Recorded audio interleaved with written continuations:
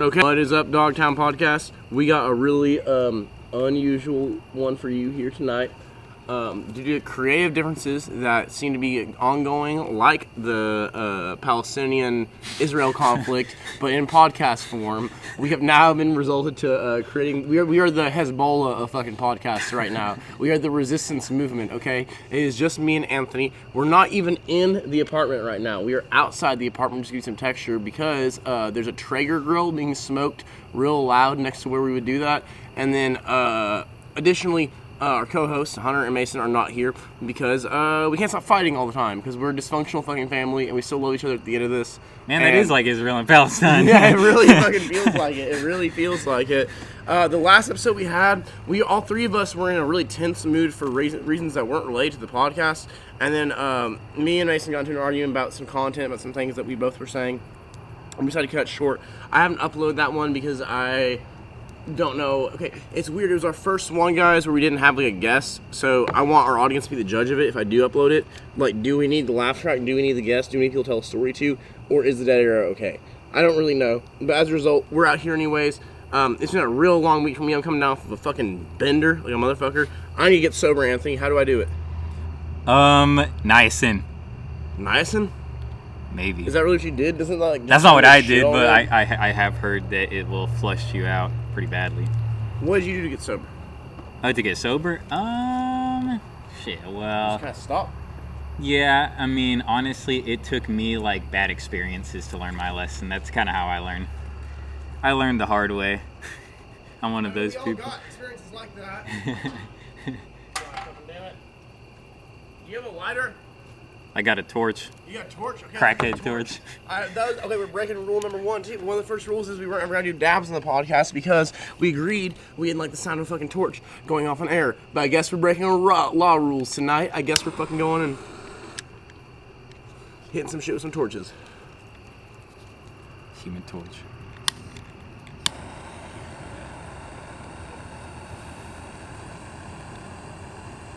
How would you describe the overall mood of today? For me? Yeah. For me, today was weird actually because I didn't actually start today super happy. I actually woke up and I was like, had this overwhelming feeling of like wasted time almost. Yeah. Because like I was like, I keep having these flashbacks to when I was 18, and every time I have those, it's like it's more time. Like at first I was like, okay, it's been 5 years. It's actually 6 now. I'm 24. So no, it's getting. You're a little bit older than me. You're just a little bit older than me. Like a few months, yeah. So it's getting longer. But also, there was actually hella time in between that. It was longer than I thought, and I learned a lot. I just got to learn to like chill sometimes, or at least calm down. Where do you feel like your future's going right now? Man, I'm honestly not sure. Me either. And I think that we're all. I think even the people listening to this right now are in like a really weird headspace about what could be going on. You know. Sometimes we don't know the places that we're going to stay. Sometimes we don't know the places that we're going to eat or the things that we're going to have to overcome. But just understand that it will always get worse. It will always get worse consistent. No, for real though. At some point, whatever you're dealing with now will be worse at some point later in the future. So consider this practice because it will get worse. And you don't know what it will hold. Things can turn good just as easily as they can turn bad in a moment's notice. Especially out here in this part of the fucking country we're in where, I don't know, it's like the people that do make it out of poverty really, really make it, but most people don't, and so it's that dream that keeps you alive. You want to get out of the poverty cycle by being a rapper, right? Is that your dream right now, or have you reconsidered that? I mean, I've definitely like reconsidered it a lot, but you know, now I'm not so pressured to do that because I feel like with the way the world is going, I'd be okay with like just serving people like with no credit given, you know, because rappers and stuff, they're kind of glorified, like they want praise, but I don't want the praise anymore. I really just want to help people, and I don't think that a lot of music like that has really helped anyone, honestly. Like rapping? Like, yeah, hip hop. I mean, the most that a hip hop song has probably helped someone isn't like I don't think it's like, I think it might be like negligible compared to like some other, you know, like just simply talking. You know, we can make a better point talking than like putting into a song. I feel like the song structure is kind of restricting. At least for me. What drew you to rapping in the first place? So, whenever I first made my rap song, I was wasted drunk. So it was probably like it It was because when I knew if I kept being an alcoholic, I could do it. But when I wanted to be sober, I think that's the conflict, because I could have done it as a drunk person, but alcohol was actually killing me physically, so I had to stop it. So Killing you physically? What do you mean by that? yeah, well, the way I was drinking it, I was like giving myself alcohol poisoning and stuff like all the time. Like, bro, one time I drank like 2/5 in like 2 days, like straight. That was the most I ever drank, but it was Jesus bad. Christ. I know. It's KD or what? It was yeah, one of them was JD, and then the other one was like something cheaper. But yeah, that was the lowest point of my drinking for sure. But you didn't do the 12-step, you didn't do the rehab, you just got out of it. You just figured it the fuck out, yeah, right? I honestly got lucky. I got really lucky. Not a lot of people do, and like, I don't know if alcoholism runs in your family, but it stumbles in my family. They kind of fucking walk around and fall into shit. But my dad's a lifelong alcoholic, and I'm dealing with the effects of it now. If I ever do put the last episode, you're going to hear how one of our other co-hosts is dealing with the effects of alcoholism. And it's like, my attempts to get sober, they don't fucking last, because my life isn't really something right now where it's like, I feel like it's something worth being fucking sober for. Like, even if I fuck up, there's no kids starving, there's no fucking dogs that aren't gonna get fed, there's no one's gonna, like, it's just my fault. It's just me fucking up alone in this fucking room. And so, like, I need to get clean off of at least the alcohol, because I feel like alcohol doesn't benefit me socially the way it benefits other people, and I need to cut down on, like I said, the reasons that I drink. I need to cut down on how much I drink. I need to cut down on how often I drink. Like, that's what I need to focus on. That's how I started, was cutting the amount, and that helped so much. It'll be way easier to cut down than go cold turkey. The other thing is, I'm a functional alcoholic. I keep my job and I go to work still, and that makes it way harder. That makes it way harder because you can't justify, like, okay, I fucked up, I need to, like, have a turnaround at this point. Yeah. Some people be like, the alcohol is keeping me working, so what am I doing wrong? It can be like that sometimes. It's not that my coworkers don't drink nearly as hard as I do, and they look down on me for how much I drink and shit, and they're, like, concerned all the time. Not because I drink on the job or anything, but when they look at me, they just see, like, their dads, they see, like, a fucking 20-30-year-old kid that's just drinking his shit away, and they're like, what are you doing? Like, this isn't good, like, Yeah. And they have empathy for me. And so it's like, the problem, I think they don't fucking tell you, and we'll get into the realist aspect here in a minute, but the thing that they don't tell you is that whenever you go and you try to get signed up for, like, the AA program or a 12-step program, everyone knows the first step of the 12 steps is admitting you have a problem, right? Yeah. No one tells you the second step is admitting that you're powerless over alcohol, and that you need to create a higher power to live by. And that's basically, usually the higher power is the Protestant Christian God. I don't know why, coincidentally, all the time it's Protestant Christian God. So it's like, so it's kind of like a hard game for people who don't believe in that. There's AA for agnostics. There's a chapter in the big book that says AA for agnostics, and AA for agnostics just teaches you how to not be agnostic anymore. It just teaches you how to become. It just teaches you how to. So it's like, recovery is this thing. All the organized recovery methods that we have right now around us in this part of the country are all religious based. And so if you don't have a religion, if you don't have something that you can, like, flock to, it's really hard to get sober. At least in, like, the organized sense. You have to do it fucking on your own. It might be true because I'm religious in that sense, so that is what helped me personally. So someone who's not, they would probably struggle way more. What brought you, if I may ask, and you don't have to talk about me, what brought you to the Church of Latter-day Saints? I'm actually not in that one anymore, but I was in it. But my question stands, what brought you to it? A hot girl. She was a missionary, and she, like, walked up to me one time. Like, at my lowest point, I was digging in my friend's trunk looking for more fucking... What's that? Cyclobenzaprine? The muscle relaxer? Yeah, we were so down bad, smoked all the weed and shit, and then, like, these two beautiful girls look like angels walk up, and I look like fucking hobo, and then, like, they're telling me about the church, and I was like, yeah, I'll go if I see you again. Did they left town, though, eventually, right? Can you explain what the missionary kind of thing is like here in Tahlequah? Like, why they cycle out? Like, can you give some context? Yeah. What was that last question about it? Like, can you give some context? Why do they cycle out? Why is that? We have to. The listeners are listening, and they have encountered these Mormons, but maybe they don't know why the Mormons move in and out all the time like this. Yeah. So a female's mission is 18 months, and then a male's is 2 years, and I guess they go through. They put them through a few locations usually, but sometimes you'll have one who stays in the same. Like, we had people who were in Tahlequah for like 6 months straight, but I guess it's just they they kind of put you through a few different places. I'm not sure. They always say it's where we think the Lord needs you, but I actually don't know. I think they fucking roll the dice. Yeah, I hear it's a lottery. Draw a hat or something like that. Yeah, my dad used to cut hair for these 2 Mormon guys at his barbershop, and he said they had some story about how, like, one of their friends went to, like, Paris, and one of their friends went to, like, Hawaii, and then they're like, and you guys are going, Tahlequah, Oklahoma. Woo! Fucking, you're ready. Like, fuck. Like, they got stuck down here. I thought that one kind of made more sense, actually, for their indoctrination, because, you know, half of their gospel is based on, it was supposedly a testimony of Jesus to the ancient Native Americans. So, in a sense, we're the group that they'd probably want to brainwash the most. Because it's about you, your people, like. This one they want pictures. But it's not fucking real.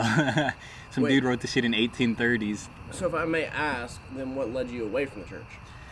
Well, whenever I did start asking questions, a lot of times, for one, they had this like weird thing in the church where it was like the apostles and stuff made these 2 things. One they call primary questions, which there's only like 5 of, and then everything else they call a secondary question, a blanket statement. And essentially they say if it's not a primary question, like, is Jesus Christ the Savior? Is Russell M. Nelson a true prophet? Is the Book of Mormon? If it's not those, then it doesn't matter, is basically what they would say. That is an annoying fucking read, because like you're a very introspective, like taking shit apart. Like you don't take fucking orders for no reason. You don't do that. I've always respected that about you. And they do. And they totally fucking do. They totally fucking do for sure.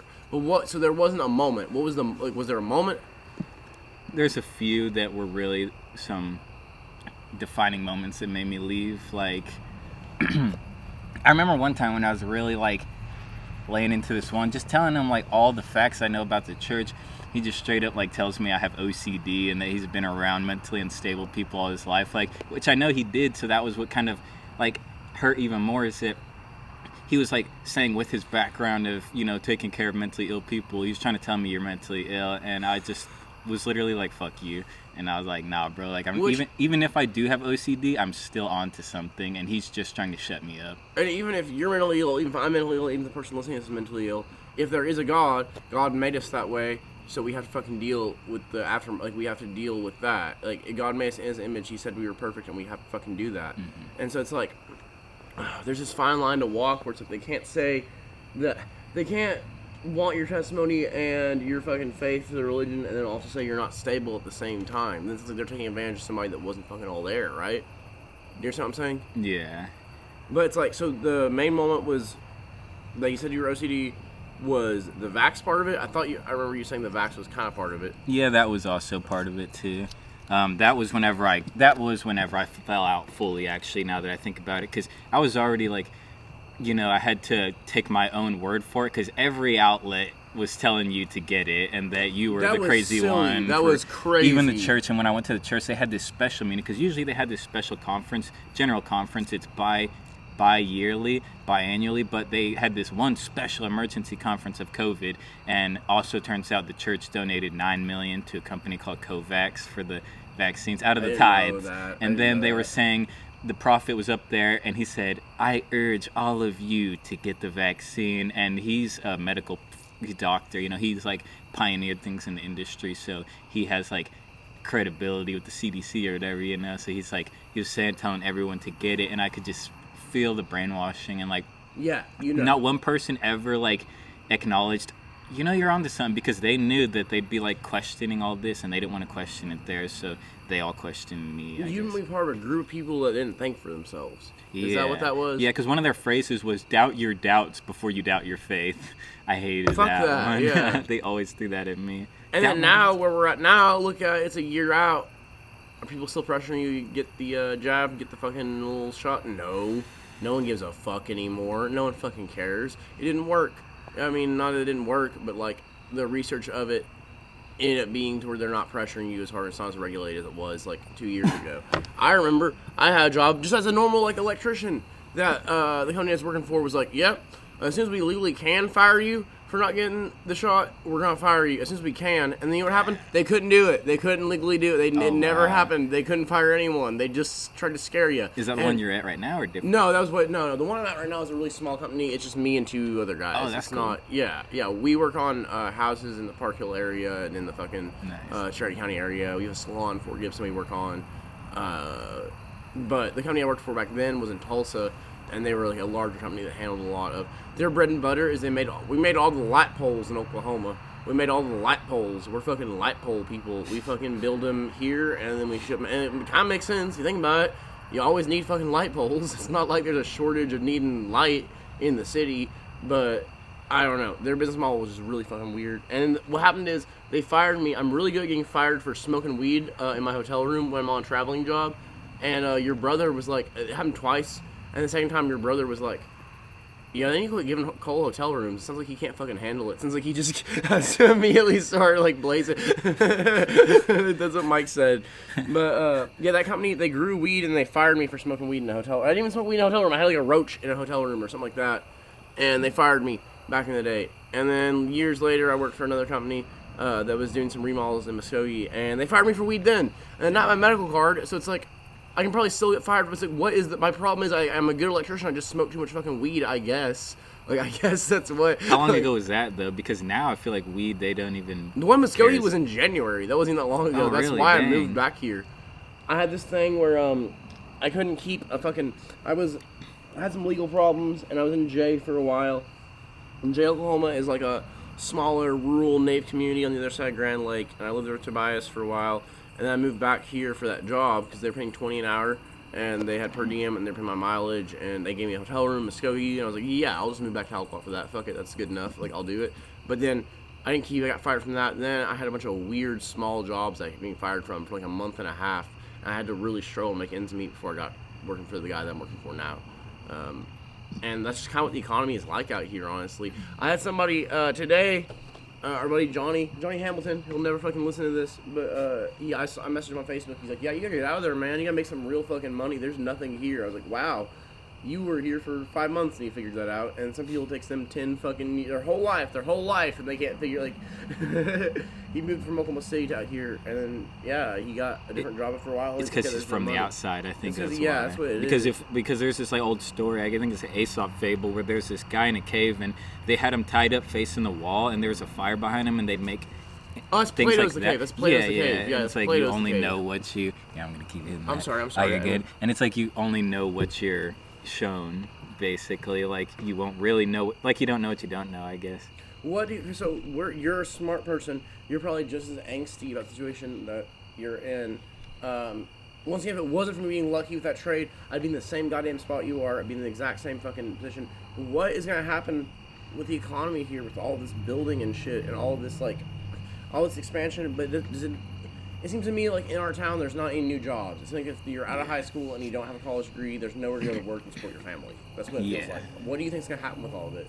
That's a good question. I was starting to think, I don't know, because if anyone's always looking at the job sites, it's me, because I've been in and out of jobs so many times, and it's like recently all I saw was caretaker for old person. Caretaker, I found this one that was like accounting associate at the casino or whatever. I was like, man, that would be, but they all sound like the ones that I could even get are all like entry level, basically, because then they want some like weird qualification that I don't have, like a bachelor's. Like, why the fuck do you want a bachelor's if it says entry level? What? Some weird things I thought I can't remember what it was, but one of them I didn't think it needed a bachelor's, but because then they weren't even saying they wanted like good like knowledge. It was just like, but it's whatever. It's hard to say what this place is gonna become. I mean.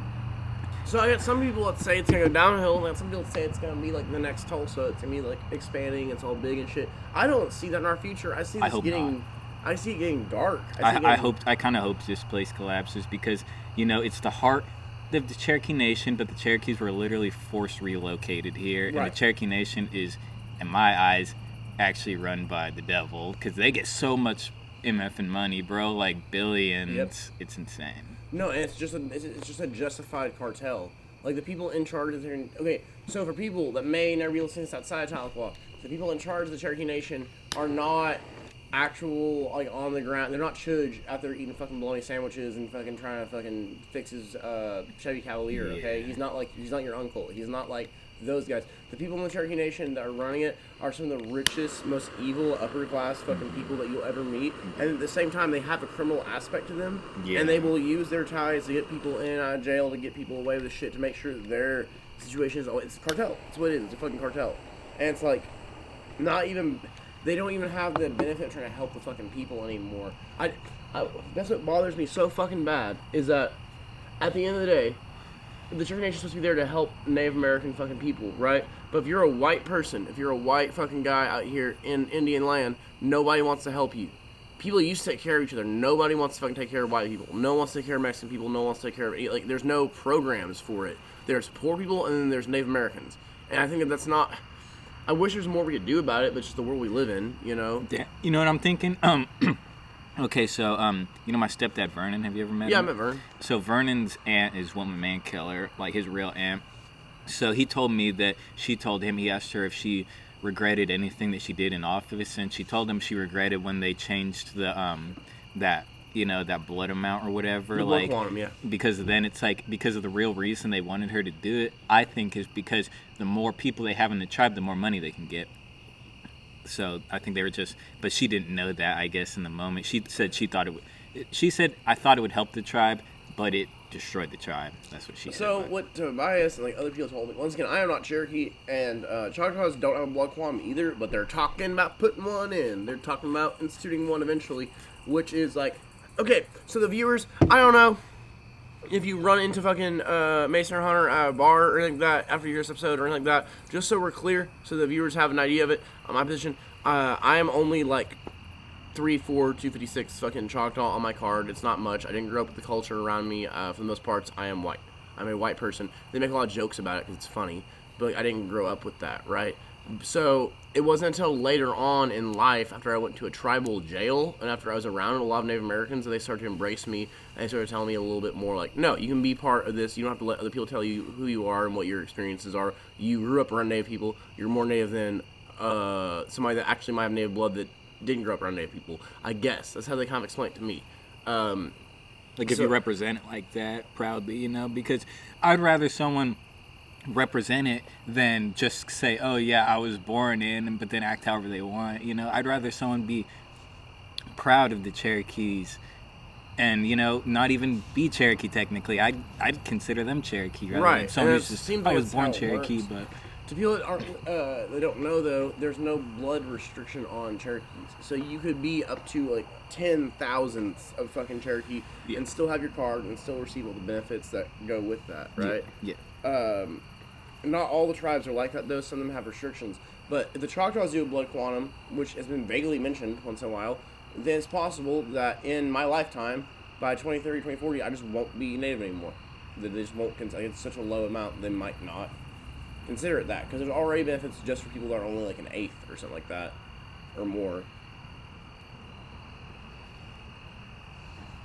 They say, but the problem with the blood quantum thing though is that this is what at least Tobias told me, is that it's like if they institute a really hard blood quantum and they pushed it, they wouldn't, since natives don't only fucking reproduce with other full-blood natives, after a while there wouldn't be fucking any more Cherokees. There wouldn't, like, you would eventually wipe it out hard enough where nobody would meet the blood quantum and they'd all be kind of fucked, you know? Yeah.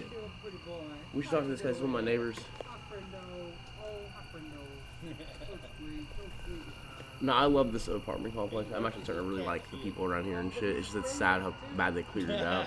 Dog? What's up, dog? What's up, dog? We got a dog on the dog. What's her name? JJ. JJ? Hey, JJ. That's the apartment. What kind of dog is she? Everybody in this stinking place knows him. You smell that? You smell that, dog? We're recording a podcast right now. Do you want to say anything? Hell Hell no. no. I usually do it in there, but then tonight, just the situation was different, and I was like, all right, let's go out here. Let's take this to the streets. Let's be out here on the scene. Are you really? Yeah, we're recording a podcast right now. Wow. Yeah. That's cool. And we're also being interrupted by a heavy amount of fire trucks and police activity or something, is what it sounds like. Ambulance. I'm betting it's a wreck. Ooh. Could be an overdose. Could be a shooting we don't know. Could be many things in here in Tahlequah. Could be a variety of things. Bruh, you know what's something crazy? I'll wait till this siren passes. Yeah, hold on, let's give this a minute. Intermission to our audience here. Let's just... Wonder how much more this whole brigade coming. What'd you say your name was? Keith. Keith, my name's Cole. Nice to meet you. Yours? Antonio. Antonio, nice to meet you. He's here. Hey. What were you gonna say? So I won't name drop, even though I didn't know the person. But you heard about the shooting the other day? Yeah.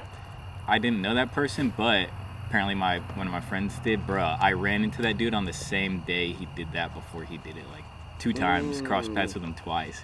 And I was like, something's off about that guy. He seems weird. And then, sure as shit, later on, my mom's like, hey, I heard that there was a shooting. And then she says the first name. I was like, I heard that other guy say that his first name was that. I was like, oh shit. Turns out it was him. I was like, Did you get any backstory on why the shooting happened? Can you give any details? Do you know anything? I didn't get the. Well, he did tell me because, you know, my friend walked up to him and see him. My friend actually said some words to him, but I kept my distance because I didn't know him. But I went and talked to my friend the next morning, like, yo, what was up with that? And he said, oh man, let me tell you what he said. He said, this is what this kid said. He thought he had demons following him or something. So clearly there was something dark going on in this person's mind. Yeah, I mean, it's a violent, fucked up place lately, and I don't understand. I don't know what led to the shooting with that guy, but it seems like in general, the vibe of Tahlequah, at least if you look at the Facebook comment section, okay, it's gonna say, what's coming to this town? Why are we so violent? Why is everything grim? But you know what? There's that, but then at the same time, the heart of the people around me. The other day, when my neighbors had their fucking door wide open, like their truck door or something like that, knocked on the door, I told them what was up. You know what they did? They gave me a fucking big old thing of weed. They gave me like a quarter of weed. They was like, thank you so much. You're a great like, but that's not gonna be in the news. Nobody's gonna report that man stops person from getting robbed and then the guy gives him weed and they shake hands after. And that's not, no one wants to read that, right? So just for anybody listening, like, understand that your neighbors around you have a lot more in common than you do, and they don't want to see bad things for you most of the time. And the people around you most of the time are not violent killers, and the people in this town are good. What is that we have a situation where our law enforcement is so fucking heavy that even this minor thing that could be considered urban crime that would be normal in another major city is going to get pushed into this big fucking thing. And so it's like, just be aware that, yeah, there's danger on the streets out here right now, but you can't live your life thinking, like, okay, what is this coming to? What is this? You have to stay with things at a certain point. Like, even if it does seem like it's going to be fucking dangerous. Yeah. I don't know where I was getting at with that, but I'm just trying to say that it's like, people get scared when they post about, like, their shootings or stabbings in Tahlequah, and it's like, in reality, there's a bunch of those going on in Tulsa every day. And in the entire world. And the entire world, and most of the U.S. is going on, but no one's like, oh, what's New Orleans coming to? There's another murder tonight. Yeah, they just given up on it by that point. They don't care.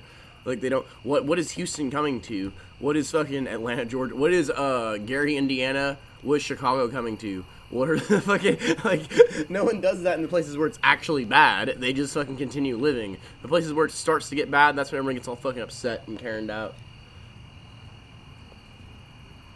Yeah, I feel like that stuff, like murders, that's always been going on. The stuff that's going on now, I feel like that may be recent. It's like how they're trying to oppress our freedom of speech slowly. What do you mean? Like, out here? No, not out here specifically, just in the U.S. or maybe probably the U.S. mainly. Whoever's, because I mean, TikTok's from China, and that's like the most popular app, so I don't even know where the fuck our social media is actually stemming from. They say California or whatever, but Silicon Valley and shit. Yeah. I try to stay off that. What social media do you use? I only do Facebook and Rumble and fucking Truth social media, like Trump's one. Dude, I'm fucking around. It's a joke. I do actually have Truth. I got really high. I went into work one time. Oh, I wasn't really high, but like I was early in the morning. I was with my coworkers. Like, what do you think Trump's Truth social app is like? I was like, I don't know. I'm gonna download it. It's still on my phone. I haven't fucking opened it up. And I'm like, I bet there's some crazy shit on there. I bet there's some nutty. Honestly, I still use Facebook. I really only like it for just like seeing like. Is Facebook the one you use Insta? Yeah, I kind of use, but I don't really use that as much. When I use YouTube, I try to use it like I try to consciously use it. Like, I only want to open it if I already know what I'm gonna search. I don't want to catch myself scrolling, basically on anything. Yeah, I don't want to catch myself scrolling anymore. Like, I'm looking for something good. Don't know what I'm looking for, but hopefully something will come up. Like, something all right. Yeah, like I want to know what I'm gonna pick before I open my phone. No, I Most of the time. I went through like a bad breakup and I got stuck on YouTube for like 2 fucking weeks straight, and then ever since then I was like, all right, this is what I broke up with my girlfriend for. This is, I want to watch YouTube. That's my thing. I'm gonna be on there all the time, and that's part of what inspired this podcast a little bit. Was part of it stemmed from that period of time. I was watching a lot of fucking Rogan, a lot of Matt and Shane, a lot of Come Town, a lot of different stuff, and I had time to kill, and I realized it's like, if there's an art form where you can go and you can just talk and say your mind and be funny, and that works, then that's what I do. We're getting a little bit of wind, right? We're getting some turbulence in the podcast. We're getting some turbulence in the podcast, if you guys can hear it. We're getting some fucking turbulence. It's a little shaky. But no, I do that. I get stuck on fucking YouTube loops over and over. I get stuck fucking watching, like, it can get really bad, actually. The Reels is what gets me. I'll be on Reels and I'll be like, wait a minute, and I'll swipe left off of it, and then what I started on was something way fucking different than I'm on. I'm like, damn, I was on Reels for like 20 minutes straight. What the hell? We should really, as a country, be talking more about what TikTok is doing to the working class in this country, because it's like, there's grown men on forklifts right now not doing work, not building hospitals, because they're watching TikTok or Facebook Reels or fucking YouTube Reels or what, like they're, fuck you, I'm not working, I'm TikToking, I'm fucking on here, I'm gonna watch these girls shake their ass. Like, there's literally people that aren't. How bad do you think the work ethic in the United States in general has decreased since TikTok came? Because that's what it does. It distracts. It's an intentional distraction. It intentionally keeps you from doing the thing that you're supposed to be doing. There's nothing on there that's like beneficial to me, at least. It seems like. I don't know. It's hard to format something beneficial because it really is made to be quick, like, because you scroll instantly to the next one, and it's usually things like at least grab your attention in the first second is what they're trying to do. I watched this movie last night, The Thing from Another World. It was the 1951 version, and I was just looking at the actors. I was like, man, people back then were just way more present than they are now. I mean, it's noticeable just the way they were acting, but just the way they were communicating. I was like, because of the lack of the internet, and I was like, bro, they're way more present. That's what I want to become. You mean, I remember when Jacob was getting back from Texas. Jacob, he listens to this sometimes. He probably won't say this episode, but when he was getting, you remember Jacob, when he was getting back from Texas, he was Dorlax? Yeah, so he was on a lot of those dating apps and stuff, and I was like, be careful, dude. That shit's for fucking nerds and serial killers. You don't want. He's like, no. In the city, that's normal. I'm like, right. And then in the country, you're a fucking weirdo if that's the only thing you're relying on for social interaction. If that's the only way you know to fucking talk to people is on your phone. Like, used to. That's the craziest thing, is that we reinvented how humans are going to repopulate. Most relationships now in the U.S. are through dating apps. And so it's like, before then, you just met people. You were just in the library and you just saw a lady and you just talked to her and she just was your wife. Like, that's just how it fucking happened. And then now it's like, no, there's this algorithm, and if you don't do well on the algorithm, you don't fucking get any kind of like romantic success. And it's like, not romantic success, but then also like friendship too. Like, the only way you fucking see like your friends and shit is on social media and what they're doing and all that shit. And so it's like, building human connections in a place that's just big enough to get lost in, but just small enough to not have anything besides 2 or 3 major bars is really fucking difficult. There was one thing where it was a Tahlequah Daily Preston article, and they're like, how do singles in Tahlequah fucking meet people? And they said churches and blah, blah. I was like, it's meth. Meth is the fucking, I don't know what you're talking, it's meth. It's the main, if you're at past 25, it's probably meth. It's probably like not a good fucking reason. Yeah, this is a bad place for a lot of things. There's really a few good things that you'll get out of this place. Because we kiss this place's ass on this podcast a lot. I don't think we're real with like that. We really do live in the post-apocalyptic zombie tweaker fucking apocalypse. Like, we really live in like this weird, and it's super liberal for a small town in Oklahoma. It's real progressive and liberal and like just artsy and shit. Everyone knows how to play an instrument. Everybody knows how to write. Everybody knows how to fucking do something. But it doesn't lead to anything. There's just nothing. I don't know. I get frustrated and say a lot. The only thing here is college. That's what it is. The only thing is that college, that NSU. I think that's half of it at least. The other half is Cherokee Nation. You never went to college up there, right? I didn't. I didn't either. I was going to almost, but I don't know anybody that graduated from there that fucking did too much. You know, that ever did fucking too much of their degree. I wish that's like. if we just had like one factory, like one major source of industry out here, like it might be different, but we don't have that. Yeah. And so it's like people have to fucking, everyone's on this like this weird deadbeat dad economy. But like, oh yeah, no, I'm gonna sell some shit on eBay and fucking like try to like be like, that's what I'm gonna do. I'm gonna sell Spyro the Dragon for PS2 on eBay for like $45, and I'll pay for my phone bill, and I'll figure it out from there. Damn, yeah, it's weird. The only things out here is banks, fast food restaurants, the Cherokee Nation, and SU. Like, that's your pick of, and yeah, then if you're a everything white in between working class is- guy, you're kind of fucked. Well, you kind of don't have anything. Well, you kind of don't have anything to do. And I don't understand. I work in the construction industry. I just got lucky by posting on Facebook, please, I'm desperate, please somebody hire me, fucking post. And somebody got a hold of me. But if you want to get a construction job, like I was telling you, we need people. Like, there's all the people I work with need people really bad. It's really bad, but no one posts ads, no one contacts anyone, and no one does anything to try to, like, fix it.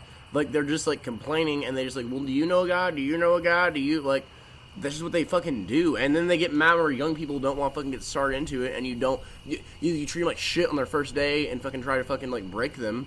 And then you wonder why they don't show back up after lunch. Yeah. It's like, and then they had to contact a friend of a friend to even get the fucking job in the first place. It's like, yeah, no wonder people don't want to do the trades out here. Like, no wonder fucking, or not want to do, but they can't. Like, you don't let them. Like, you don't fucking, like, it's not even an option. And then that shit pisses me off.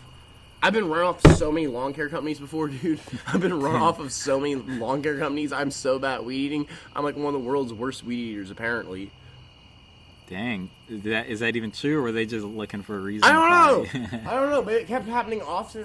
How many times do you get fired from a weed eating job before you realize you suck at weed eating? Like three? I guess three? Maybe. Like three? But not like 4 or 5. I think like 3 is when you realize it, and then 4 or 5 is when you know for sure you ain't cut out for it. Like, you can't.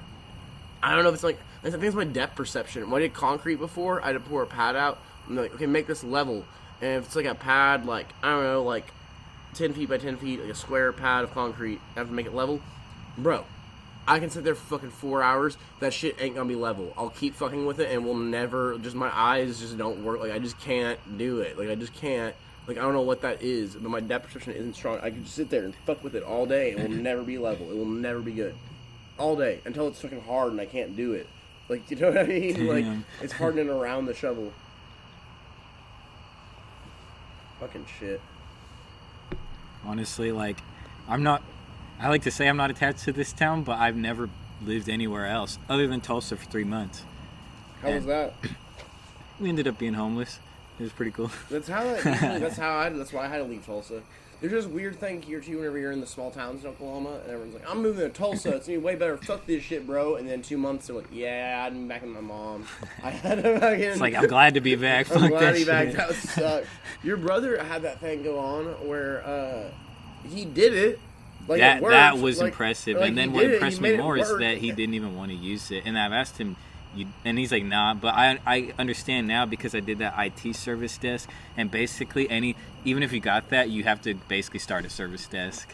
Like they said, for any IT place, they said usually you got to start at service desk, like that customer service bullshit. Like, so he literally, the whole time he worked in the factories and the warehouses or whatever the fuck, or he worked at the warehouse for that whole period of time, and he managed to make it by, and after a year, he was like, why did I do this? This didn't even make any fucking, like, he was like, I moved way far away from my family, I'm paying way more in rent, I'm still working in, like, an industrial environment like what he works in now, but I'm not, like, I don't know, I'd never really seen someone reach up, they did it for a year, he did, like, I was there for part of the year he was there, and then he was like, yeah, this isn't a good idea, this isn't fucking... Macy's seems like a weird place to try to progress because there's already like thousands of employees there. It's like, and it's like such a huge place. Yeah, none of them stay, and everyone's just real depressed to be there. The vibe there is just like me and Anthony worked at the Macy's warehouse in Owasso. You worked there like 3 months, something like that. You worked there a couple times, right? Yeah, just a couple times, and those both really short. I worked there once, and then I got the job there a second time.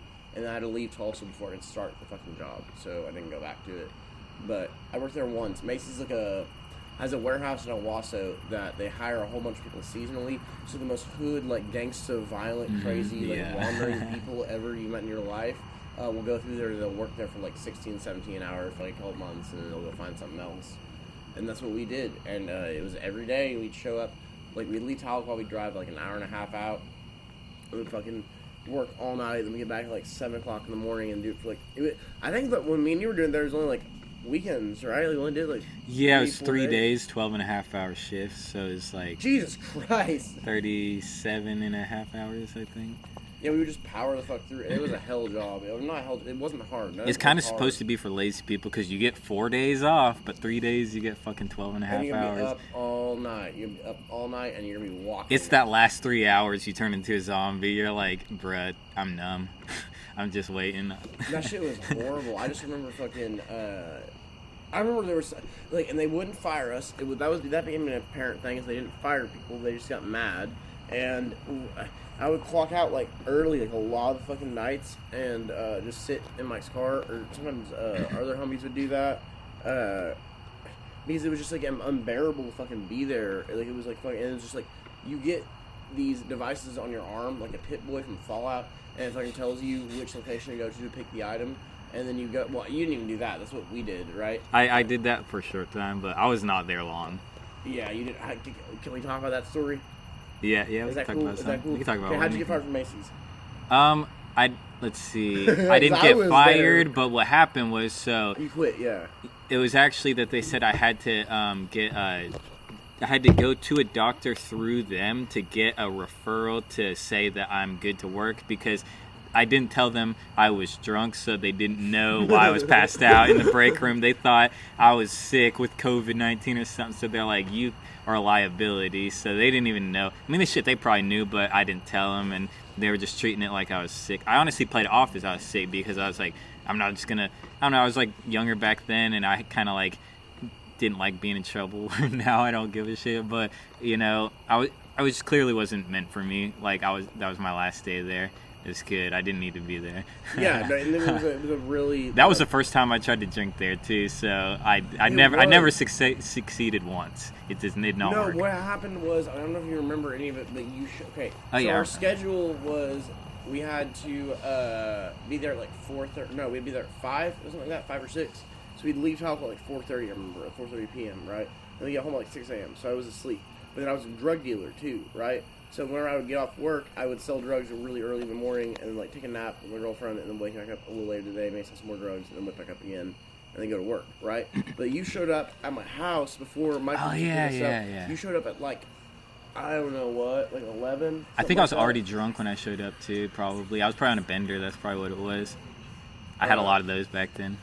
But you showed up at like fucking 11 or something with a couple of hurricanes. Like, you want a drink? You want a fucking drink? You want fucking blah? And I was like, I don't know, Anthony. I'm kind of barely awake. And then you went and then you drank real hard by yourself in my old kitchen at Trimble.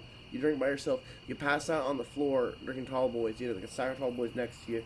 We wake you up. We get you in the van for work, right?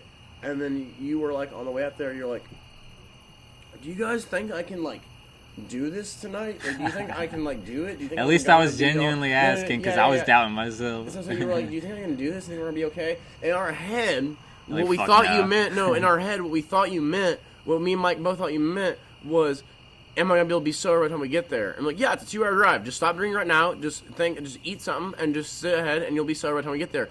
What you actually meant is, can I keep drinking this whole ride up there damn. while nobody notices and then drink more and then be functional up? And that's what you did. Is we stopped at a gas station. You kept drinking and nobody. You thought we encouraged you. You thought we were like, yeah, Anthony, go for it. I didn't know that's what you meant till just now. No, that's what that was. Is we thought you meant like That was like, also a good- blur to me. That yeah, no, I fucking know. thing. And so then you went in there and you did that, and then me and Mike worked on something on the floor, and they had to pull you out, and you had to leave, and like you were in the car all night or some shit like that. And then we left, it was real awkward, and you didn't go back to work. And then shortly after that, there was a point where Mike got like 2 flat tires in a week or something like that, and he was like, "Yeah, I can't financially afford to fucking keep going here, we're quitting." And I remember I called my dad. And I was like, "I have to quit." Like, just because it sounds like you don't have a choice. It sounds like you need to be quitting. I was like, okay. It sounds like I've had like 3 jobs that I've quit because Mike quit. I've had 3 different jobs I quit because either Mike quit or got fired. Like, and then each time I don't regret. I'm not talking shit on him at all. Like, it was the right move. But he knows when to call it. He knows when to fucking. Yeah, I think he does because he's stuck through some shit for a long time. You know, like For stupid salmonellas. reasons. He stuck through that for like minimum wage for so long, and then like he went through that whole ICT or Tulsa Tech, and then Power through. is fine not even using it. He slept in his fucking car and went to school every day. And he was working at Andolini's at the same time as going to Tulsa Tech. That was motherfucker fucking crazy. nuts. That dude's got work ethic, bro. I don't know how I he love got working that. with that guy more than anybody else. I love working with Michelangelo Maria. If you ever get the chance to hire Michelangelo Maria, hire him because he's fucking good at working. So that's just a fucking play. We need to do a podcast with him and Van. That'd be fucking just like the four of us or whatever. That would be fucking kind of cool. Because Van's been talking about it. Van called me the other day. He's like, dude, ever since you mentioned it, I can't stop thinking about it. Stand-up comedy. And then like he did like his bits for me, like his like pre-rehearsed things like that he had, and some were really funny. And then one of them, he was like, the punchline was like "fuck tweakers." And I was like, okay, that was all good, but the punchline was like, you don't trust a grunt. Like if you're a young man riding a bicycle, a kid, that's fine. If you're an old person riding a bicycle, that's fine. But if you're in your 20s and you're riding a bicycle, I don't trust you, right? Was like the joke. And then I was like, no, you make it the opposite. You make it the joke that you only trust the tweakers. You make it the joke that you only fucking, like, you make those are the good guys, are the ones that are like 35 riding a bicycle. Those are the ones you want to fucking have on your side when the apocalypse comes.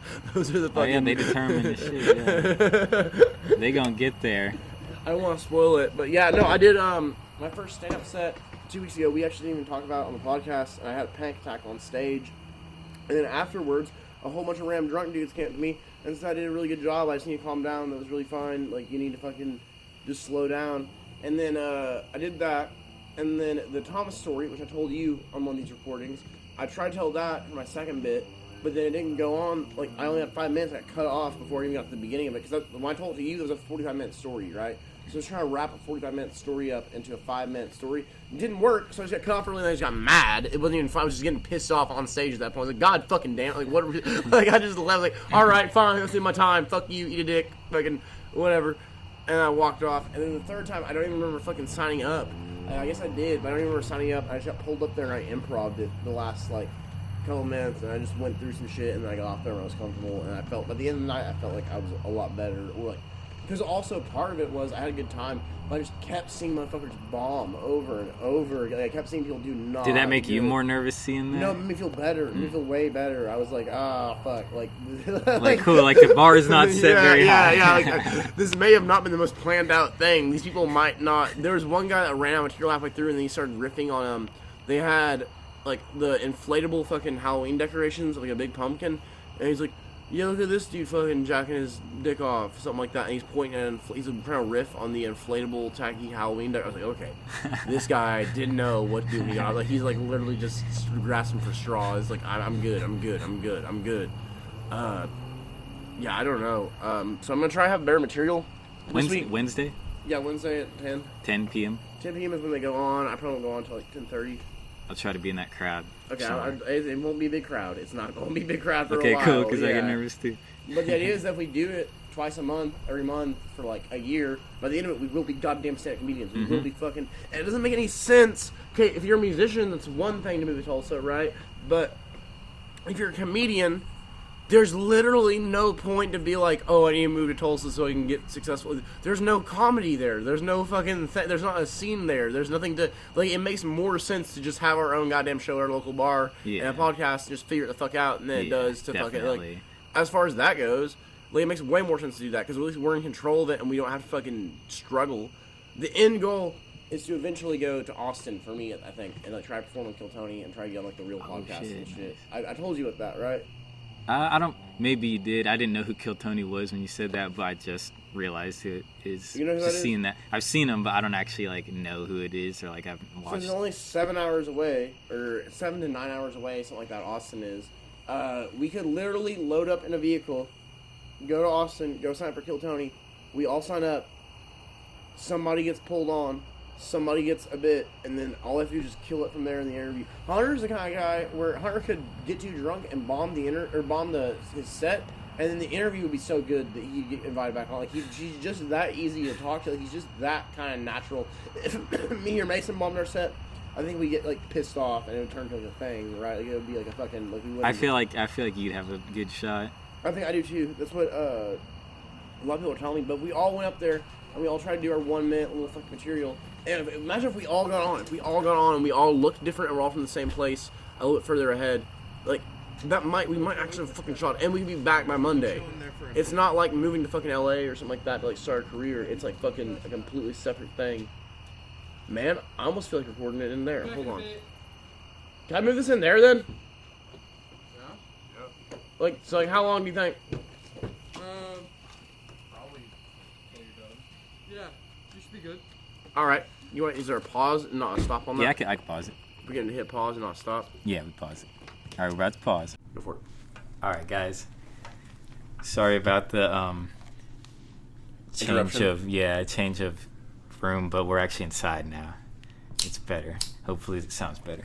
Yeah. I hope you guys think it sounds better. You were telling me something though before we came right on here. Here, let me Okay. He's adjusting technical difficulties. Sorry about that, guys. 1 second. Changing mic mode. Okay. All right, guys. Yeah. I will elaborate. What were you saying before we came on here? Okay, so, guys, I think I know who the real Antichrist is. Who is it? King Charles. Why King Charles? Well, okay. For one, Jesus said, they asked him when the end would be, like the end times, and he said when Israel is reestablished as a nation, that generation will be the time of the Antichrist, and they'll see the end. And so it was reestablished in 1948, on May 14th, 1948. And so I was like, okay, I was thinking, I wonder what King Charles's birthday is, because I was always suspecting him, and then I looked up his birthday, and he was born on November 14th, 1948. What the exactly fuck? 6 months after, and even Queen Elizabeth called him the Chosen One and said that she knew that he was like, she called him the Chosen One, and that throne they have is actually for Israel. That's what it's about, and they call it like that. They even say they have Jacob's pillow, like the stone that Jacob laid his head on, as part of that throne. Like it's like a replica of it. So King Charles is not. That was not Princess Diana's husband, was it? Or was that Princess Diana's husband? Is it the right one? I think so. Yes. My grandma had this thing where this is how detached from reality she was. When Princess Diana died, she like had to get put in a mental hospital because she lost her shit. Because she couldn't. She was the people's queen. She was the people. Wow. Could you imagine losing your mind and going to a mental hospital for something like, I don't know, like Prince dying, or like fucking like over like XXX Tentacion dying? Yeah, I was like, yeah, it was tragic, but it's like, damn, that's crazy, man. Who's your which rapper do you miss the most? Which Deadwood do you miss the most? Oh yeah, it was definitely probably X for sure. Like it was tragic that Juice WRLD died, but he was just a freaking pill junkie, and that's what he openly said he was. That's what his album. Like, that whole album he had is just him dealing with women. I didn't know what the Yeah. fuck that was. He's like that. Just somebody broke his heart real bad there at the end, and he never got over it. And you can hear it in his music still. I don't know. It's sad. Tyler, my roommate, one of his beats is gonna be featured on a Juice WRLD posthumous compilation thing. Fucking Juice WRLD. Wow. One of Tyler's beats is gonna be on there. I don't know. I wish I That's could plug it, but he's not fucking here. I have this really weird situation where my roommate has a degree in audio engineering, and he like doesn't really give a fuck about any of this. like he kind of just doesn't give a shit. But I try to promote him when I can. That's fucking nuts. I feel like the situation in Israel, like it's really bad, but like I wish they could just get along. Yeah, I wish agree. they could just work it out. I think it's honestly not the citizens. It's like, I think that what it comes from at the highest point is like somewhere in the, I mean, it sounds like tinfoil hat or whatever, but I feel like it's just somewhere in the higher ups that are pulling the strings of war and stuff, because like on both sides that they see innocent people dying, that's the real argument on the front lines of the protests, is like Right. innocent people are dying, so that's what people really care about. They don't care about all that propaganda shit which is being pushed to us in America. I feel like, don't you think a lot of the other countries outside of us see us as like very, I mean, at first, yeah, we were the really brainwashed ones, but now that TikTok is like, don't some countries have it banned? Yeah, I'm pretty sure some states have it, man. Now I don't know. That's though. a good call, because that basically makes everyone like of that one hive mind, which I gotta escape that. That's what the one new world order wants, I think. Do you think that there really is a push for us to move towards like a one world government? Yes. I think that's possible. I don't know if the U.S. is gonna be the fucking superpower in that though. And like, I don't think so because Federal Reserve isn't in the U.S. It's in like isn't it like in like the British or I think it's something like German or something. I'm pretty sure shit. because the Federal Reserve that we get our money through owns the banking system in Britain. After the war is what they say. And people want to fucking go ahead. I know where you're going. I listen. Look. I know when I'm saying Federal Reserve and banking and New World Order and all this shit. You're probably listening to this thing that we sound like a bunch of fucking whack jobs. But the truth is, a lot more people believe in this stuff than you want to admit, and there's a lot more validity to what is going on outside the world than what you want to admit, what you're thinking maybe in your head. So when we say there's a new world order, maybe that doesn't necessarily mean there's like 3 rich cartoon businessmen in a fucking room plotting the shit over. But there could be, there's a group of rich people. No man gets that much power here. Right, but there could be a group of people that maybe agree on the same agendas to push and the same long-term goal to make their wealth bigger. Yeah. And I think that left-wing, right-wing, whatever your fucking position is, we can agree that there are people in positions of power that are going to continue to seek power, and they're going to do it by evil, shadowy, fucking conspiratorial means. Yeah. And so I don't think that makes us sound fucking crazy. It's just when we say this, now I'm thinking about it sounds like we're trying to promote something, but we're not. Yeah, we're just real fucking people. Yeah, exactly. We're not fucking puppets on goddamn MSNBC or something. Exactly. And like, I don't know. If we did have a one world government, I don't think it would last for very long. Me neither, and I think that's the idea of it too, because it's kind of like the one world government pops up in the end times as like almost a Tower of Babel, like, you know what I mean, like they're unifying again, trying to become one. That's like what happened at the Tower of Babel. It said that they were all of one mind. For all the non-Christians, explain the story of the Tower of Babel. For all the non-Christians, let's do Bible story time with Anthony. Okay, so the word Babel actually comes from Babylon, so we've maybe all heard of that, and it was a place which is actually now Iran. I'm not saying that these cultures are related. I'm just saying that's where it is on the map.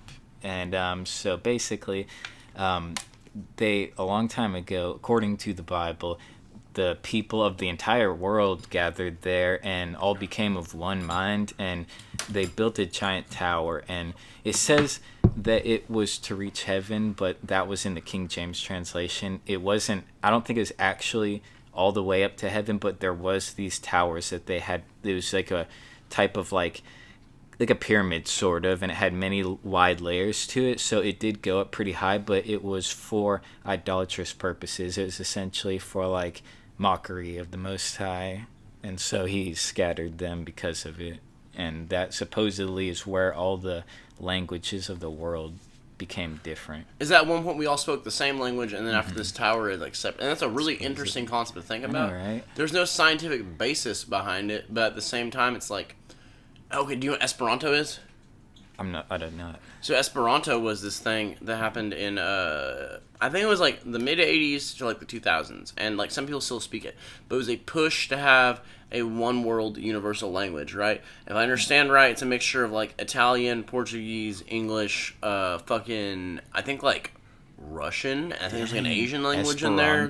Esperanto, yeah. That's and so really weird. it was the idea, and so it sounds like fucking word vomit. It doesn't make any fucking sense. And then that's believe it creepy. or not, at Tahlequah High School, back in the day, when they had trimesters, and my older brother told me this, I don't believe my older brother because he's a compulsive liar, but I know other people that were in the class with him, they offered Esperanto as a foreign language at Tahlequah at one point. And so there's kids that walk around Tahlequah that vaguely know some nouns in Esperanto that is the only fucking like foreign language they could take. And now it's like just like a nerd fucking language only a few people in some communities speak. Because they try to use it as a lingua franca, which is like a common language, like a fucking. I just want to throw that out there because it makes me sound fancy. That was from Mason. Mason knows lingua franca. He taught me lingua franca. And then what's another good word? Just throw portmanteau. If you want to sound smart, throw out portmanteau. What does that mean? That's a combination of words. So like slurricane is like a combination of like a hurricane and a slushy, right? It's like a fucking. I didn't know it meant slushy. I literally thought it meant slur and hurricane. Like the person drank the hurricane, it was slur. A combination of slur. It's when you call a hurricane the N word, like as it's about to hit your fucking house. It's like whenever you're just sitting there ranting on these damn hurricanes coming out. I can't. No, but like, portmanteau is a combination of two words. So like, like fucking turducken or fucking. I don't know. I'm not even familiar with that. When you combine two words, you know. Yeah, I've heard things like that. I think like. But the word for it is portmanteau. It's a French word, and it means fucking combining two things in one where I don't know what it means exactly. I don't speak goddamn fucking French. Did you take any foreign languages? I was in this Cherokee class in high school, Cherokee 1, and I don't remember. I only remember a few colors. What's red? You know red? Red. I don't know if I remember red. There was one that was. I thought it was Gudni Get, and so I'm pretty sure that, I kid you not, is black. Wait, say it one more time slow. Gudni Get. Guh. I know, right? Guh. Oh, Jesus Christ. Gay. Not guh. Guh. Good. Oh, I want to say that. Yeah, I know, right? You think it sounds wrong, but and then like the white is I can't remember what white was, but that's what they get Yoneg from. Is kind of how the pronunciation of it sounds. Is this right? So I've heard what Yoneg means. Okay, Yoneg is a slur that people in Cherokee culture use against people of Caucasian descent, but it's also a descriptor. Mason told me it doesn't mean white; it means English. Is that right? Well, I'm not sure what it actually comes from. I just know whenever I read the color for white, I thought it kind of resembled it, so I thought that's why they said it, is because it kind of sounded like... That makes sense. And it kind of just turned... I thought that's what it was, but that was just from my thinking. I got a bad joke played on me one time. Tobias tried to tell me that the Cherokee word for dog is D-O-G, and I really thought that, like, my mind was blown. Like, D-O-G. Like, D-O-G. And then I went to Mason and said, he's like, no, what? Are you fucking dumb? Or, like, what the fuck is wrong with you? Like, no, the word for dog is not D-O-G. It's not fucking... It was a joke. It was a fucking... I was like, ah, man. And then I got hit twice with it. It was really... at first, I thought Tobias was full of shit because I looked it up, and then he wasn't. And then he was playing the joke on me the whole time.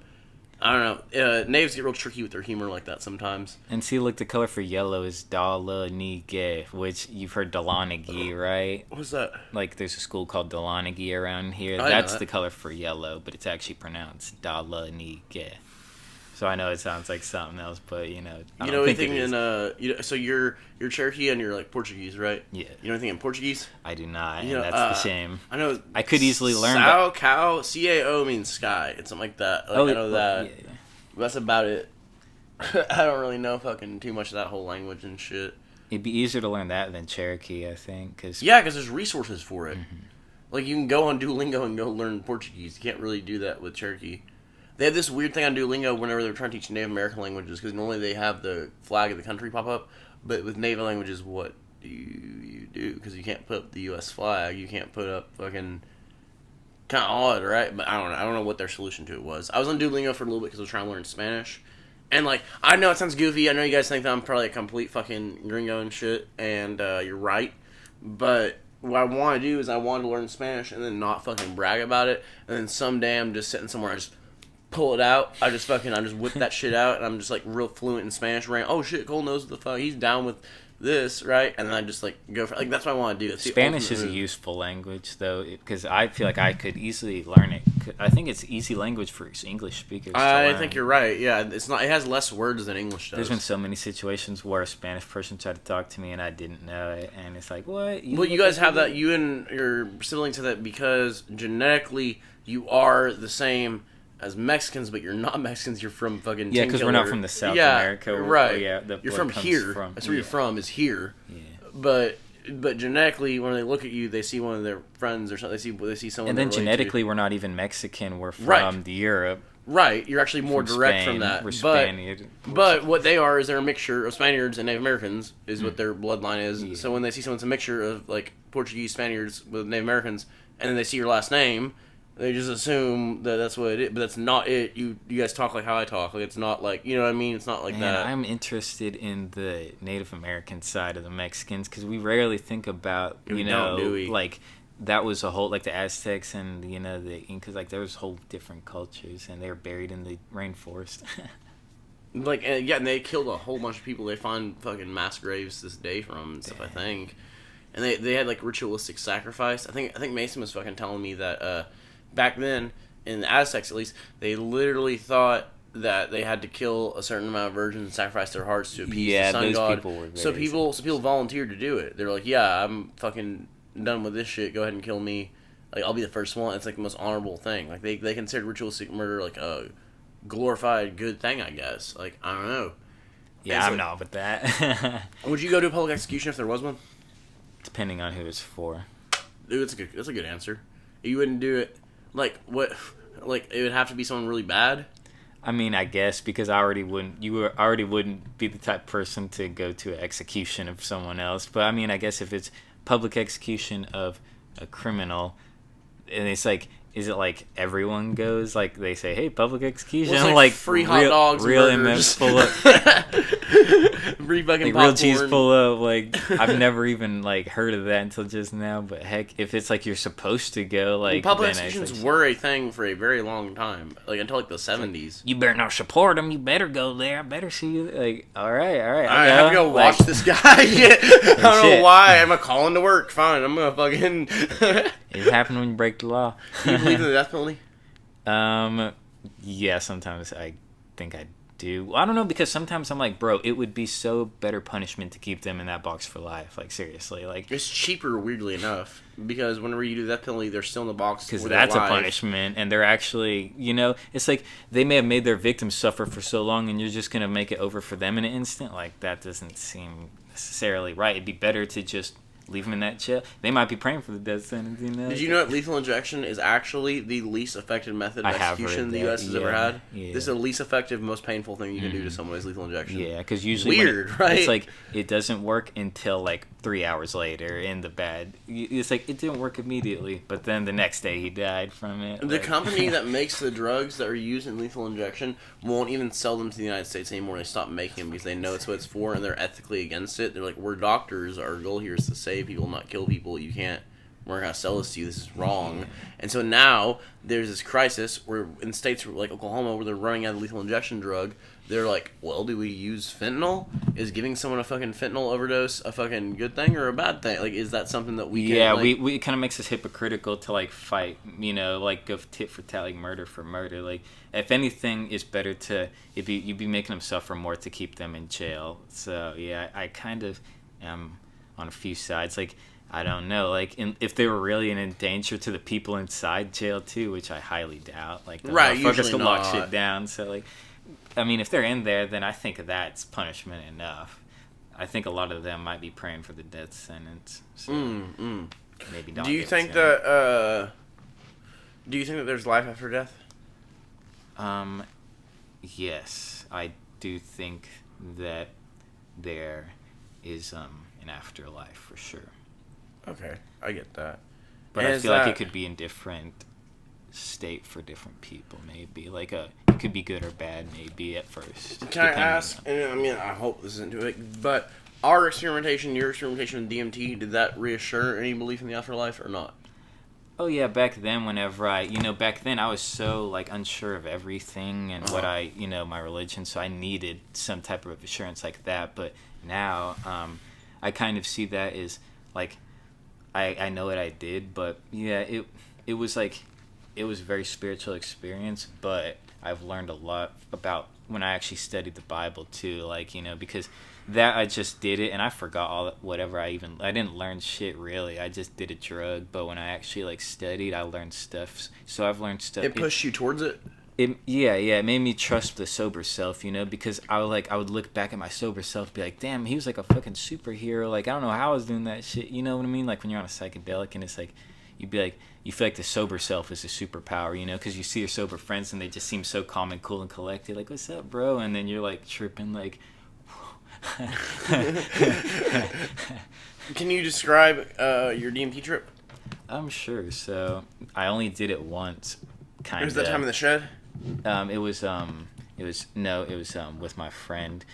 His name is Gage. I doubt anyone will know who I'm talking about by that name, but it's funny enough, he's not even the type to do things like that back then. He was just my friend from cross country. He was like really native, and he was like we would kind of smoke weed, and then he's like, I was the one wanting to do DMT, and I got it, and he took me to do it, and he's like, fuck it, bro, I want to try some. I was Yeah, like, this all right, looks dude. cool. I was like, hey, you're my native homie, so why not, And he took it well, I was tripping, bro. But like, so I did it 2 times, like that night and the next morning, and they were 2 very different trips. And I'll try to sum it up really fast. You're good. That's cool. No rush. So the first one, I was first one to do it, so I put on a weed bowl and a bong, and then I freaking hit it, and then I remember the guy in the video said, "You want to hold it as long as you can." Like, it's like Yeah. weird, okay? And then he felt like I'm about to pass out, just holding my breath like that. So I hold it as long as I can, blow it out, and then he said,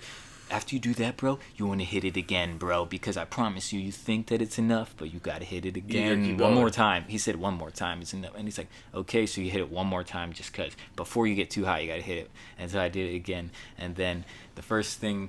And they didn't know what to expect either. And I bet Callie thought it was meth or something, so she probably thought I was gonna OD, but it was something way different. But Gage eventually knew because he partook. Yeah, I forgot to say one of my girlfriends at the time was there, and she did not partake. She was kind of sketched out.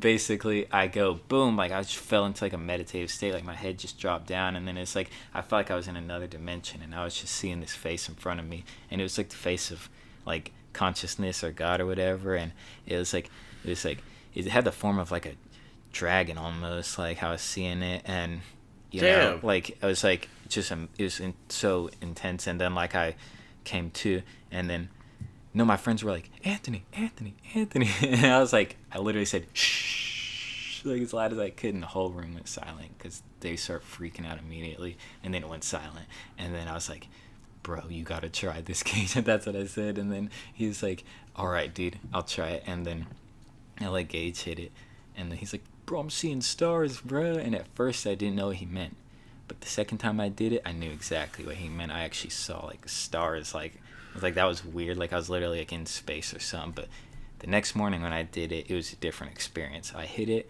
and I freaking just flew out of my body like astral projection, and I came to myself from above, and I could see the whole fields, like the wheat fields from everywhere. And then whenever I was coming down, so what I was doing was crawling like a baby. Like it was like I was crawling like a baby to Gage's room. Like I was crawling. Like it was like my life like started over. I was like, who am I? And it was like, who are we? And it was like I could see. Yeah, I was like seeing Callie and Gage's face, but I didn't even know like we were spiritual beings. And then I was remembering names. I remembered their names first. It's Callie and Gage. Okay. And then I was like, what happened? I was thinking, what happened? And I was thinking, oh, you smoked like this psychedelic. I was like, okay, which one was it though? It wasn't acid. I was like, DMT, what the heck? I was like, oh, I Googled that. And then I just like started remembering I did DMT. It was wild. That was the only time I ever did it. And I don't think I need to do it again, but you learned your lesson. It's the experience you need and not the experience you... No, it's the experience you need, not the experience you want. That's what they say. Yeah, that's how it was for me. Nah, man.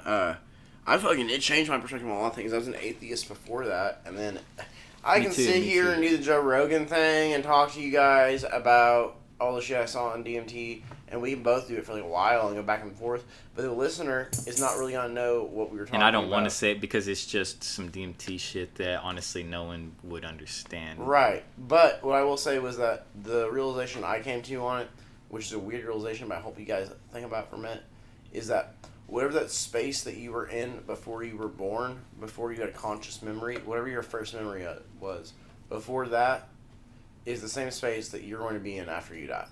And there was that realization, and the realization that I had too was that there was maybe not actually a higher power, but there was more to life than what we're currently fucking. You could peel a layer back of reality, and we're not at the first fucking layer. Like there's other shit outside of us. Maybe they're not in control of it. That's what I thought.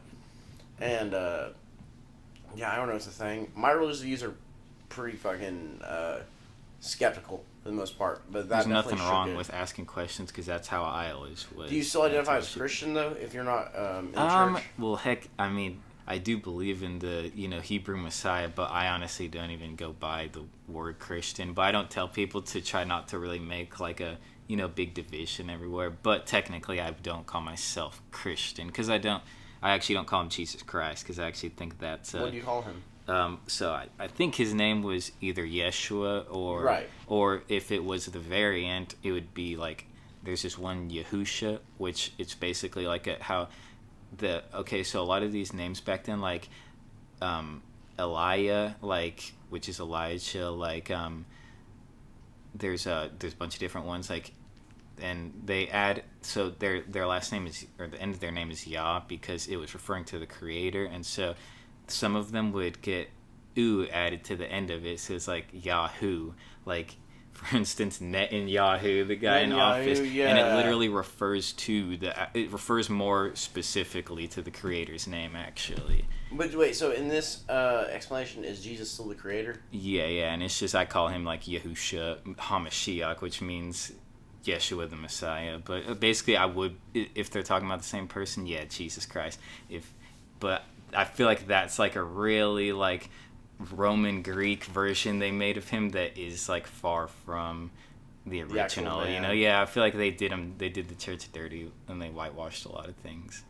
I mean, I think so too. I do think that if Jesus is fucking Lebanese, and I'm fucking Lebanese, and fucking Angelina's fucking Lebanese, it's possible Jesus was white. Like, it's just, I'm just throwing it out there that maybe not. That he was like a white guy. He was born in Bethlehem, which is in Jerusalem, which is in Israel. They're brown there. I mean, I'm just saying, bro. He's from the tribe of Judah. Right, they're but brown, you go a bro. little further north into Lebanon, and they're white. Those are white people. Yeah, in Lebanon, but not in Jerusalem, like in Bethlehem. Like, I mean, that was their hometown, right? Like, he was the Nazarene. He was from Nazareth. Nazareth, like, yeah, that's wherever that is. That's his home place, and that's in Israel. Right, all those places are in Israel, and you're correct about that. Historically, though, the region just slightly because past they're the Semite. border. That They're Semite Semitic, means Shem, which is one of the sons of Noah. So that Semite means Shem of Shem. I didn't know that. I thought Semitic was like a language group. It's a group of races, which is like Arabic races. Right, so Israel right. is Arabic too. Like but Semitic. there's actually Hebrew is what their race would be called. Israel is just the place, place. Place. Yeah, the physical location where they live. That makes sense. How are you? I was gonna ask, how do you want to solve Israel-Palestine? But I feel like that's such a complicated and deep fucking question that you might actually have a real answer, and you might have fucking something that. I feel like there's someone who's gonna try to, and it might be the Antichrist.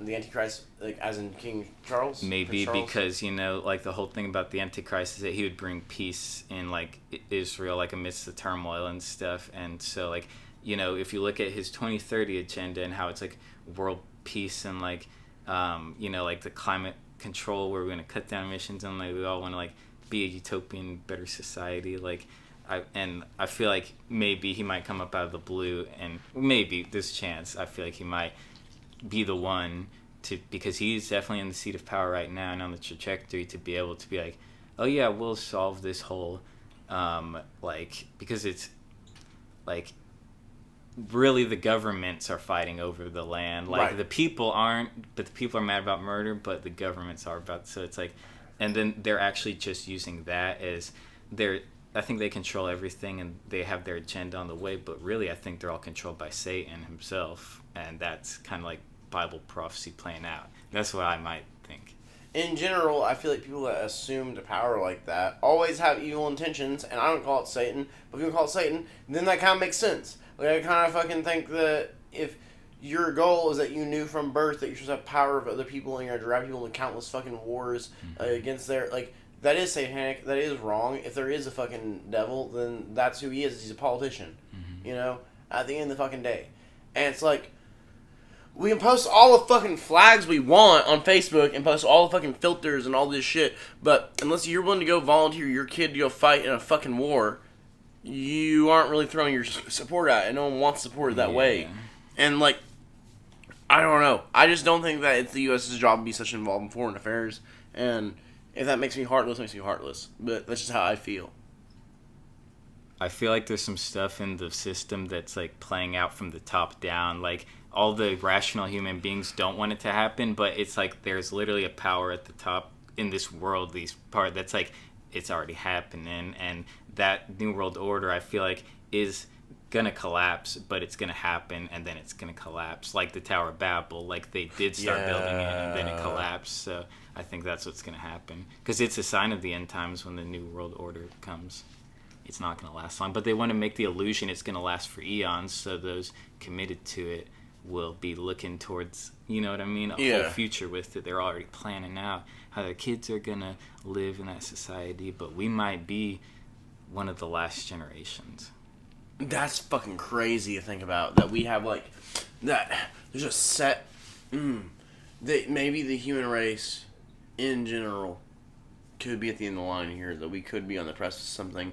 And there's that thing. Some type of reset for sure. There's that bullshit that Great Joe Rogan reset. says about hard times create strong men create easy times. Easy Yeah, times easy create create weak men. weak men create hard. And I really hope right now we're about to be in hard times to create strong men.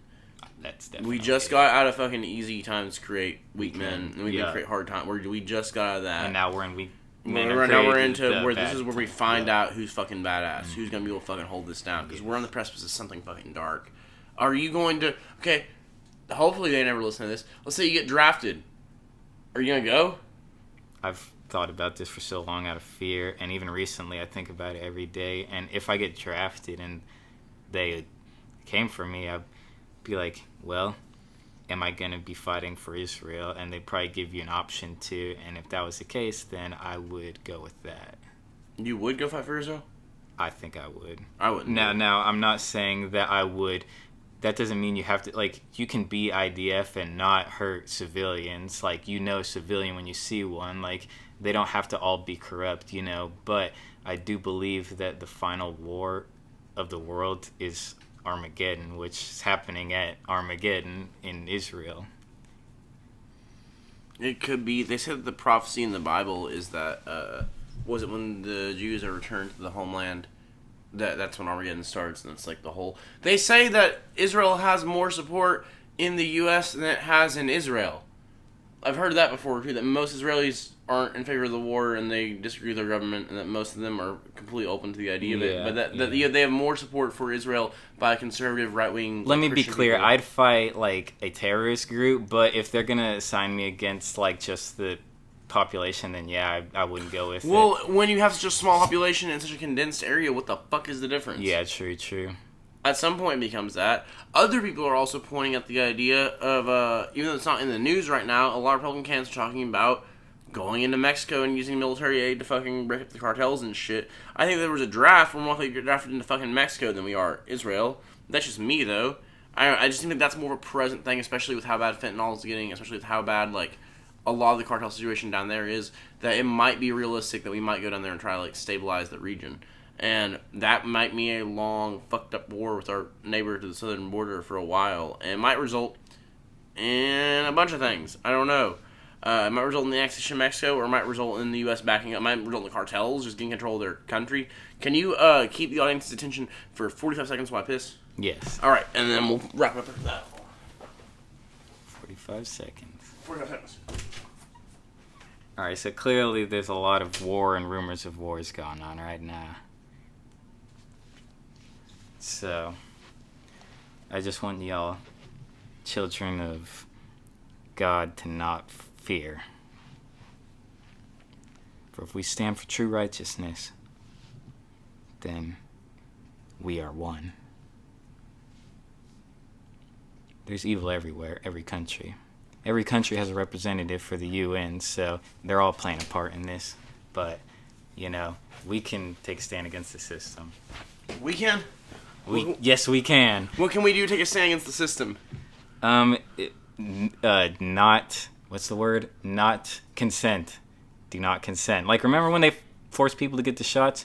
How many of y'all got it? Be honest. Don't let them do that shit next time. Don't consent. It's always a choice, because now they say, oh, we didn't force y'all to do that. Bullshit. My mom got forced to do it. Y'all know people who got forced to do it. Like, they are liars, and they were going to try to force the next thing. So, you know, they might really try to scare us. So be aware that they are liars, and they try to make us fear for our lives to control us. Like, the COVID-19, I literally thought that was some Ebola or some shit. Now looking back, I should never have been afraid of it, you know? Like, once Now I really it's the knew, I was like, flu. this is stupid. I had it, and I was, like, not even scared. At first, I thought we couldn't even, I was like, what is this? This is something crazy. I was in the clinic working in the COVID clinic when that first popped off, and we didn't know what to do, and we had these bullshit protocols we were just making up on the spot. What did you do in the clinic when you were first working there during the COVID thing? What did you do? So they made this little COVID unit part where we went in there with like as much of a hazmat suit as we could make, and then we just took this Clorox 360 thing and sprayed the rooms after a patient left. After our patient left, no matter what, we just sprayed the room. You said customer on accident. I was thinking That's customer, what fucking yeah. feels like. That's what fucking feels like. Damn, good point. That's It is what- all about money, honestly. That's what it felt like the whole time. I mean, I'm not going to go too... I mean, okay. No, I will. Fuck it, I'm going to. No, I'm going to. Just so we're clear, everyone in my family wanted me to get vaccinated really fucking hard. If they're listening to this, they can go eat a dick. Ever since my dad told me to get... My dad didn't get vaccinated, and then my dad's 60-something years old. He's a chronic alcoholic. He's homeless. He got COVID, like, 3 weeks ago. He's like, yeah... This is all bullshit. I'm gonna beat it. It's not real. But and you know what happened? He beat it. He was fine. He was fine. He was like, and I bet if you got that shot, you won't be fine. Yeah, I bet if you got that shit, you know. And I know that because it seems like all the people I know that continue to get COVID repeatedly after the pandemic got the shot. They got the fucking shot. And I'm not a doctor. I'm not a scientist. And you may fucking put the little fucking thing up, the little misinformation thing up on this one. Yeah. But I'm just saying. In your personal experience, it seems like we went to a really weird Orwellian dystopian fucking thing for no reason. It didn't. The Moderna shot isn't even on the market now. For anybody that got the Moderna shot, they admitted that was fucked up now. They admitted that it was. Did you know that? That might it's be not even the one authorized that's- for use in the U.S. It's no longer authorized for use in the U.S. Damn, I feel bad because my sister's the one who got most of them because she works as a fucking nurse RN, and she said she got like 3 of them, like 1 and 2 boosters. So I'm like, what? That shit was ridiculous too. Is that they said nurses were fucking heroes and all this shit during the pandemic, and then as soon as the shots come up, it was like, you guys are monsters. What's wrong with you guys? Are not want to take the shots? Like, because we know, because we were around, like, because there's a big movement of nurses that didn't do the shots. If I remember right, there's a big like fucking group of them. I thought, I don't know though. I don't fucking know. Now, look, I'm not, hating on anyone who got it. I'm just saying next time, please don't. Because Yeah. clearly you didn't have to, and they're making up so much lies about it that we should be sketched out. I was sketched out, and too many people tried to gaslight me into getting it. So that's really messed up. They tried to get me to get injected with some shit that some guy from who knows where told them that I need, and they take his word over it over mine. Like, is this really your family? And it's your body. Like, at the end of the day, you should be able to decide what My goes in body, your my choice. Yeah, you do that until it's a vaccine. And then you're like that. And you're like, no, you gotta put people... Do you remember 2 weeks to flatten the curve? You remember that? You remember that, motherfucker? You remember 2 weeks to flatten the curves that they started off saying at the very beginning? They were like, 2 weeks to flatten the curve. Everybody just stays in for 2 weeks and we'll all be good. And then we all did. And then it's 2023. And we're in this fucking post-apocalyptic fucking wasteland. I feel like that was like them paving the way for what's next, because I feel like maybe they wanted to test the waters to see how well something like that would work, and it did work pretty good. It worked pretty goddamn well. Damn, all right, next time we could ramp that shit up. Yeah, we got them. It'll happen this coming election season. Watch out for COVID Part 2, 2024. When's the election? November 2024. So COVID will come back about summer of 2024. I'm Something on the bet. different. Yeah, about Monkeypox summer. variant. Yeah, we'll have some kind of major illness that will keep people from fucking voting summer 2024, and just disrupt your life and your business in general. The part that I did miss though was the free fucking money before the inflation. That was cool as fuck. That was Shout awesome. out Trump. If we can bring that back. If we can bring back the free money before the inflation, that was cool. But we know now that this inflation has been so bad that we probably paid back every single dollar we got on this. Like, we probably paid back every penny in inflation. It seems like. They literally bribed us on COVID. They That's literally so fucking funny. bribed. Well, and here's yeah. $1,200. And they're like, all right. All right. We're just kicking it. We're just Hey, babe, I chilling. got my stimulus. You got your stim? Well, the craziest part is whenever people are like, no one wants to work anymore. There's a job crisis. No one wants to work because of the COVID checks. And then a year went by and still everyone's hiring. No one wants to fucking work. Blah, blah, blah. It's the same situation. And then it was like, no. It was like clearly something else was going on. Clearly people had different priorities. Clearly people don't want to fucking make french fries for $8 an hour and hate their fucking lives. Like, for something, like, they just don't. No one wants to do that. Like, that situation continued well until after the pandemic because I think that the country had They condition people to be a like mass that. reevaluation of what was fucking important to us, Like, what is the point of working at goddamn Walmart and putting all these boxes up if I can die of COVID the next day and not come home with my family? Like, what is the... Because that's what people were thinking. We didn't know. We didn't know it. And We that's know what they sold cold. it to us as, for sure. Is that it was a deadly virus that could kill people. And then now it's like... Everyone it was going to kill probably already fucking died. It seemed like not everyone, but Everyone a who lot. died from it would have died from the flu, and they probably did get the flu. I'm just saying, Yeah. because they're just calling it something different to get you that freaking shot. Like, are we the ones trying to get y'all jabbed up? No, we're not trying to get y'all poisoned. No, I'm not arguing for that at all. And if you want to take the fucking shot, then that's your right to do so. Mm-hmm. But you shouldn't attack other fucking people for being like... Yeah, don't I force someone else to get it. There's nothing wrong with me saying you shouldn't, because that doesn't hurt you. You could do it anyway. But if you try to force me to get it, then... Because I can't force you to not get it. I can criticize you and say, bro, don't get it. I'm warning you. If the evidence was strong enough, we could. But it's not strong because it was so rushed. And then I'll let evidence that strong come out right now. Well, it kind of showed it in their actions because they, like, force an emergency vaccine. We've never done it. Usually it takes 7 years of research. Nah, this time, fuck it. It's an emergency. Warp speed research, what Trump said. Trump said warp speed research. Light speed, warp speed research. He's like, I don't know if I want to fast forward that quick onto this, you motherfuckers. And then it was a vaccine for a thing that doesn't even kill people our age. God, I don't know if they're going to let this one on YouTube, but this is a really... I'm glad we're saying this at least. I'm glad we're saying this. We'll get it somewhere, but yeah, there's certain, put it somewhere. certain platforms that... Oh, wait, is Rumble uncensored? Rumble's uncensored. We can use Rumble. Cool. We might move this one to Rumble. Well, I'd rather be there. That's where the real homies at. Yeah, they might demonetize us on YouTube. Well, honestly, we've said so much crazy shit on this fucking thing before, though, and we haven't been monetized to begin with, first of all. We haven't been... But, like... I'm worried about getting like a terms of service thing. Or like the algorithm, like not showing it purposely. Which already might be the problem. The algorithm did show us up on the My White Son episode. I think it was just because of the fucking name. I think it was literally just because of the, like, I think that it was because someone was looking up how to raise their white son, and it's like one of the top videos or something. I don't know. I don't know why else it did that. I don't know. So we're going to call this one, My Portuguese Son. No, I don't know. I don't know what the fuck we're going to call it. You want to wrap this shit up? Heck yeah. Okay, so we were talking about this beforehand. The guitar is fixed. The guitar is fixed. What should we do to end this out with? Do you have any ideas? Yeah, so apparently there's music at the end of these things. I didn't know that. I could only guess one song, and you can pick a different song if you like. I'm not sure if you know how to play this one. What is it? It's called I'm Proud to Be an American. Can you play it?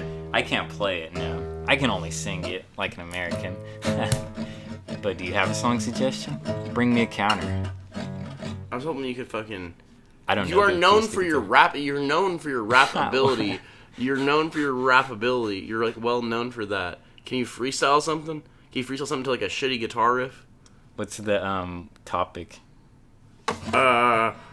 Well, what the fuck did we just talk about? Okay, what is the topic? Okay, hold on. Well, here's the thing. I kind of don't like the way the rap industry is going, so I'm low-key mad at them. I kind of don't want to give them any... credit right now. They're kind of leading the youth into a bad direction, so... Fuck rap. Fuck a rapper. Fuck rap. I like good old rock and roll. Good old soul.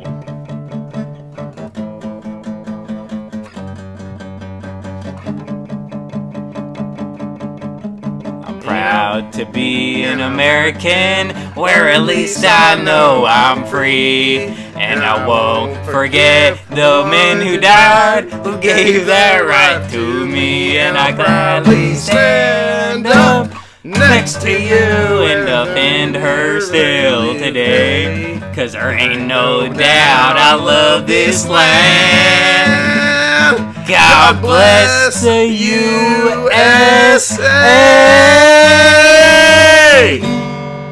That's our show for tonight. Catch me doing stand-up at Ned's this Wednesday, 10 p.m. Mason and Hart should be back there. We should be back with the full crew next week. Love you guys.